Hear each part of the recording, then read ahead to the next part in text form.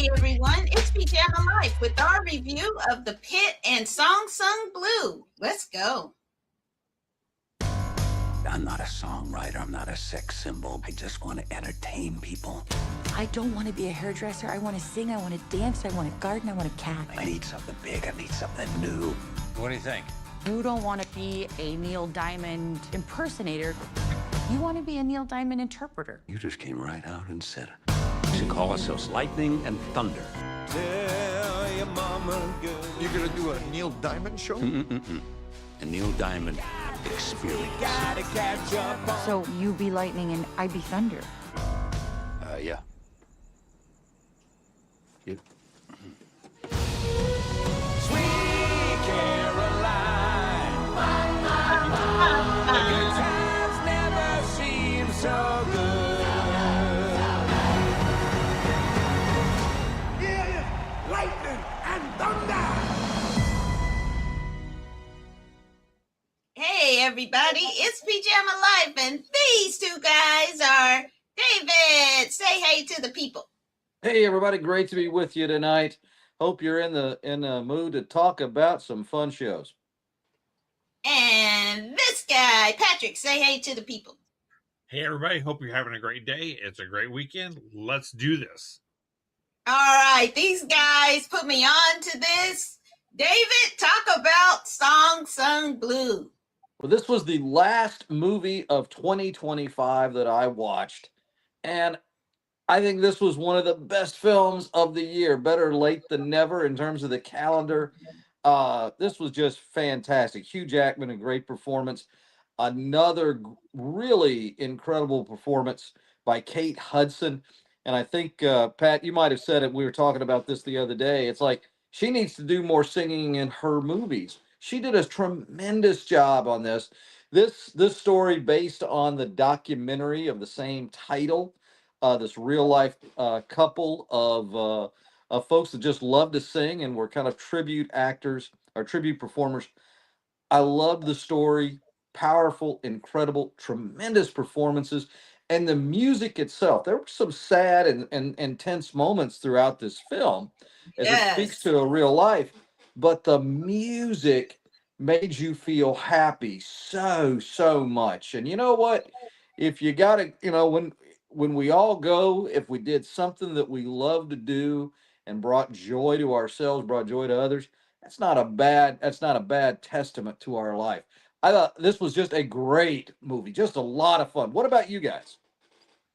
I was glad you guys picked it. I know it does have some super sad stuff, and I was just not prepared for. I was like, no, but the Hugh Jackman and Kate Hudson are a great combination. I mean, the chemistry was there. They were energetic. I mean, the singing and the performances were top shelf. I mean, this was it really is a musical, kind of. But I don't want to put you off of it. But it is a lot of great singing, and I think they were smart to use songs that aren't the most popular Neil Diamond songs. And I think they do that to avoid some of the expensive songs. But you get just a story of two people who found themselves at the right time, who just had this passion and love for singing and entertaining, making people happy, even at the expense of themselves. And it's a story about overcoming adversity and being true to what you believe in yourself and your talents.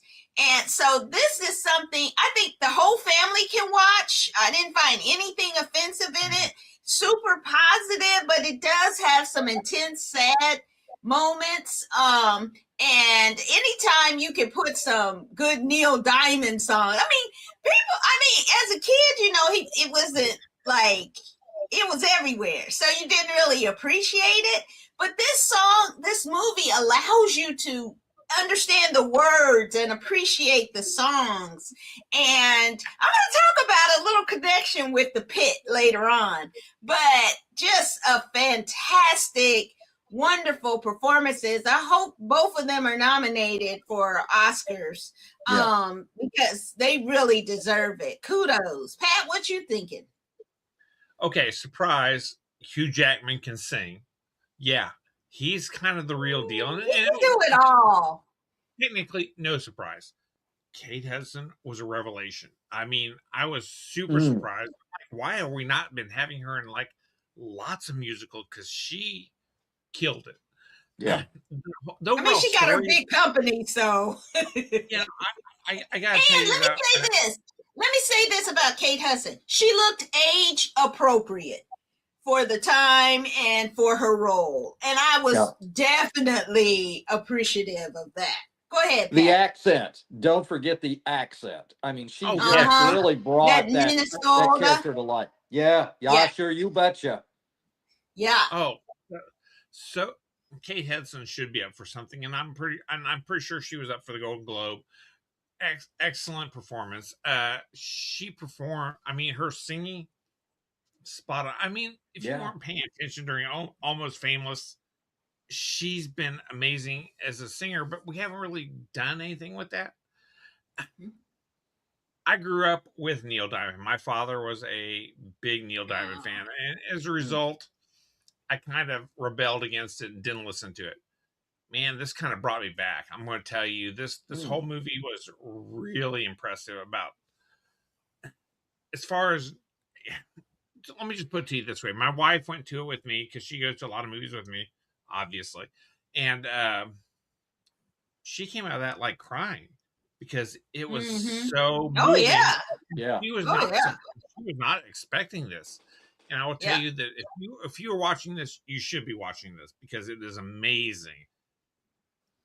Kudos all around to everybody involved in this. The music was absolutely appropriate. The storyline was completely just emotional fodder. I'm just telling you, it was so good at the way they just, drug you into it. And if you even if you don't have a soul, you will find one at that point. I'm just telling you what, absolutely amazing.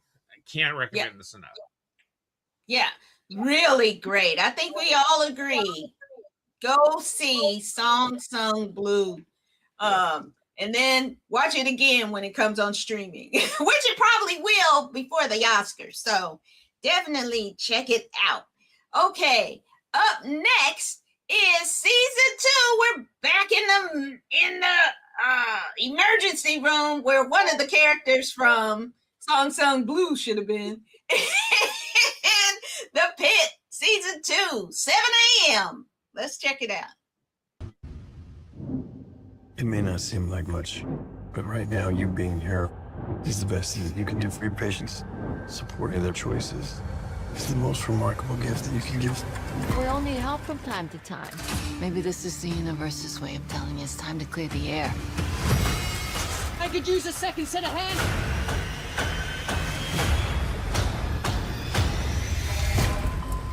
Is this a drill? Westbridge Hospital has shut down all the computer systems. Are we next? We're about to go analog.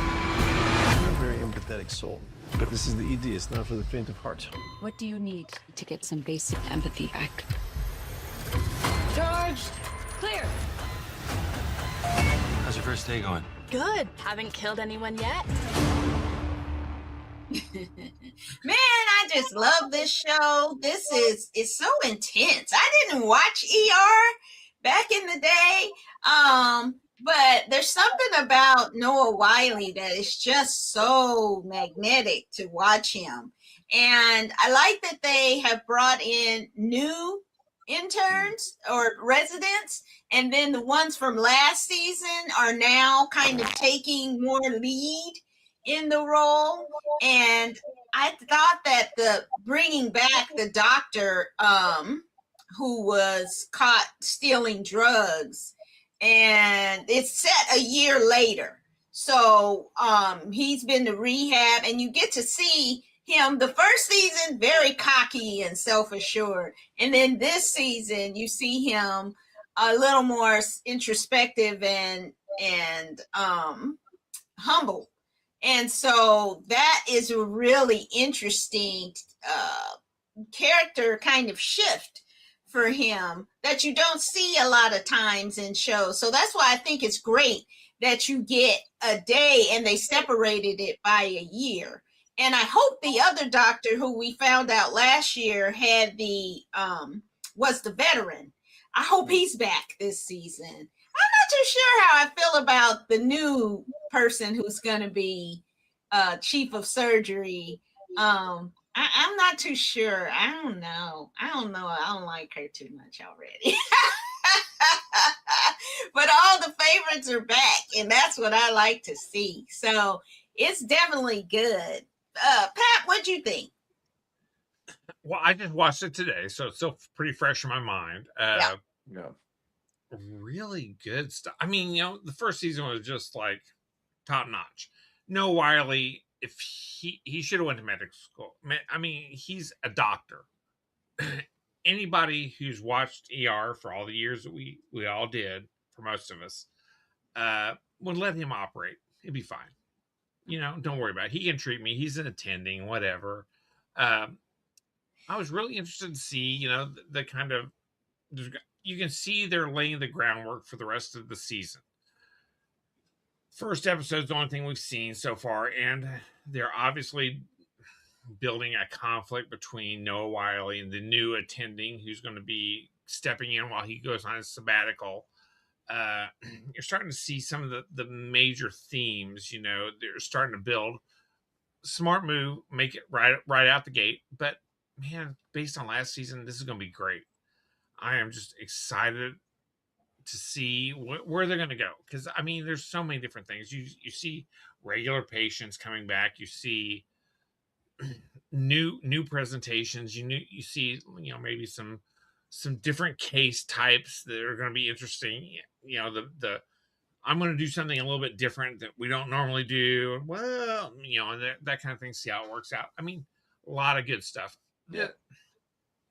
I mean, overall, this show is just really setting a new high bar for the medical drama, and I can't wait to see where it goes. Yeah, David, what you thinking? Well, I do agree with you guys in terms of just the quality of this. I love Noah Wiley's performance. I really gained a great deal of a respect and affection for his work in Falling Skies, a sci-fi show that was on a few years ago, as well as those librarian movies. Oh And my gosh, and there was that's just like something 20 fun years and ago charming now, I think. about his performances that I just really enjoyed. This obviously so real, so gritty. Last season just it really captivated you. His performance was so strong, and I think we're seeing the continuation of a really good ensemble cast.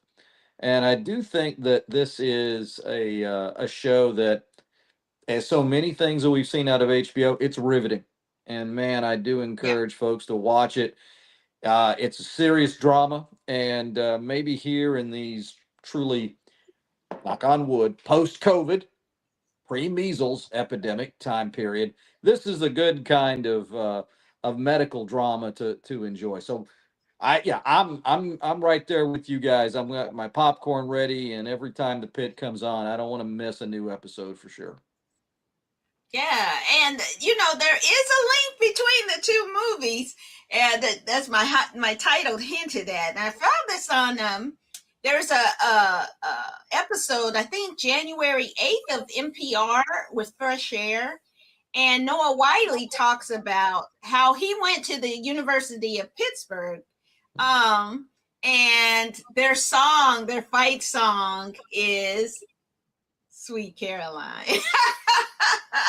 And how he loved it. He would have put it in the show, but the show doesn't have any music. If you look at the show, it doesn't have any music because they want you to be intent on all of the words they're saying, and the medical kind of dialogue is so complicated and intense that they wanted you to focus on that part of it. So, but I thought that was an interesting, if you go and listen to that episode of Fresh Air, why you can,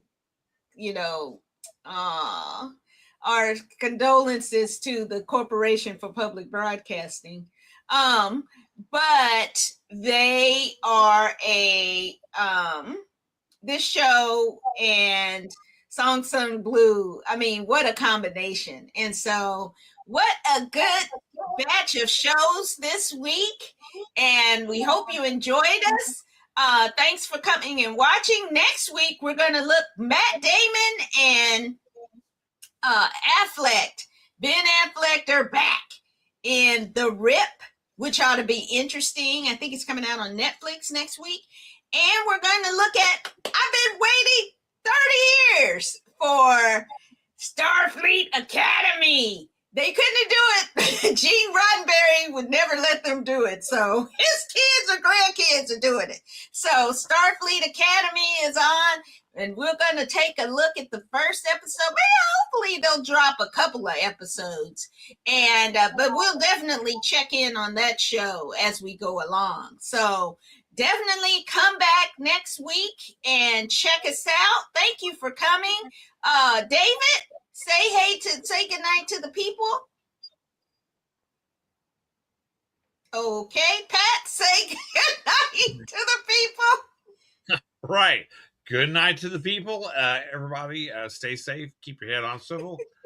Remember, first question: if ICE detains you, the first thing you say is, "I want a lawyer." Oh, first thing you say is, do you have a warrant? And is it signed by a judicial judge? That's what you look. Don't let them in your house. And we'll see you next time on Pajama Life. Take care. Bye. So long, everybody.